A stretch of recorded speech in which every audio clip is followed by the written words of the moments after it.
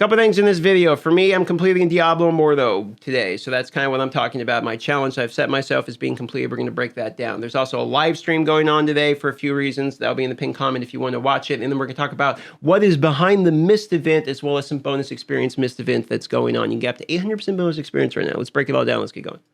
All right, we're finally completing it. It's finally over, ladies and gentlemen. I said that I would, about 2 months ago, I promised I would test out every single class when we knew that class change was here, and I would give my opinion on all of them, break them down, do some tier lists, some discussions, and do a final review of Diablo Immortal at the end. That is true, and that is coming to its conclusion. Today, I'm at 239.5. I'm going to hit 240 today, and I have triple rows and all that prepared. We're going to be equipping the new combat rating and completing the Demon Hunter, because I really got the Demon Hunter exactly where I wanted to have him. The only thing I need is one pair of gloves, and he's completed, and we'll have it min-maxed to the exact build I want. And at that point, the Demon Hunter, we're putting a capstone on. It is completed, and we're moving on to the Crusader, which is the 6th final but not least of all of the classes, and I will have completed my promise of testing them out.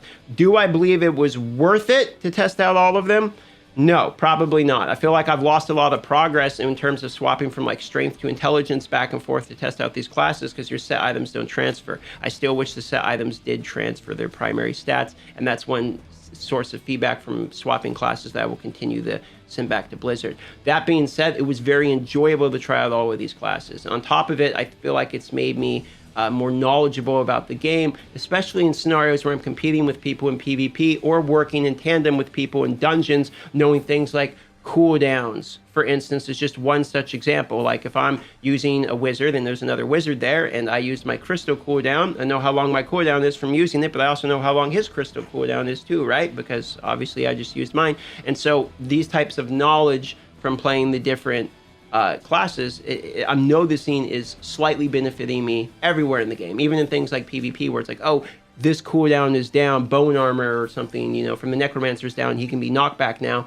Now I know to go in. Things like that have actually helped. I will mention you don't necessarily have to do all of this yourself for class changes. You can just watch videos. On top of it, there is a bonus right now where you can get up to 800% bonus experience, okay, which is absolutely nutty, through the Mist event. If you have the 400% bonus experience, it doubles to 800. If you have 350, it's 700, 300, 600, etc. So whatever bonus experience you have from being below the server Paragon, you are getting that bonus experience as well. I think it's a little lame that only the people below it are getting any event at all, but it is what it is. One other thing about this event, let me mention this just in case you were wondering. If this event here, if you take a look at the Mist, what is behind the Mist, okay? Here's the answer. It's the castle. It's literally the loading screen. So if you want to know what's behind the Mist, it's the loading screen, ladies and gentlemen. So that is just the castle for the warband.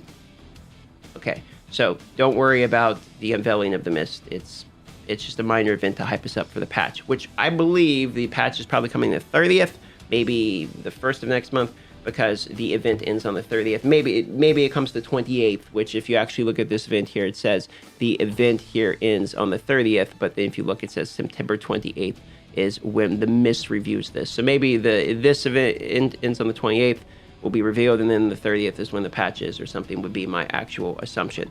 One other kind of random note that's not about Diablo Immortal. I'm going to be live today for Diablo Immortal, but also, from what I understand, it's Wrath of the Lich King Classic. And I actually played the heck out of this when it came around the original time. I played since Burning Crusade, like early Burning Crusade. So I kind of want to test it out. I'm going to dip my toe in it and just mess around. If any of you want to watch that or participate with me, please come by. I would love to chat with some people. Let me know what you guys think about some content around Classic, because I do have multiple YouTube channels and I have no problem uploading some content on that as well.